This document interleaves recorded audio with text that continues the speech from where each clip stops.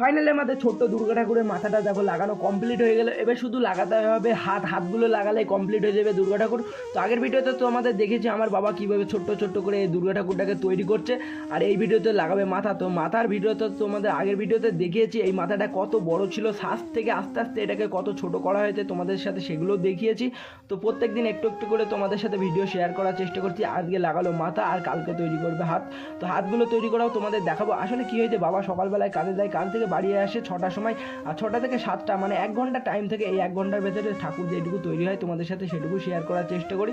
তো আজকে লাগালো মাথা, কালকে লাগাবে হাত। হাতগুলো লাগানো দেখার জন্য সবাইকে সাবস্ক্রাইব করো, আর এই ভিডিওটাকে প্লিজ সবাই একটুখানি লাইক করো, লাইক খুবই কম আসছে তো লাইক করে দাও। আর এখানে দেখো মাথাটা লাগানো হয়ে গেলো, এবার মোষটাকেও তৈরি করলো। তারপরে কি করবে, এটা আবার কালকে তৈরি করা হবে, তার জন্য ভিজে কাপড় দিয়ে ভালোভাবে ঢেকে রাখা হলো, কারণ এই দিল্লিতে বিশাল গরম পড়ে, 45 ডিগ্রি গরম, ঘরের ভেতরে রেখে দিল, এটা শুকিয়ে দেবে, তার জন্য এখানে ঢেকে থুয়ে দিল।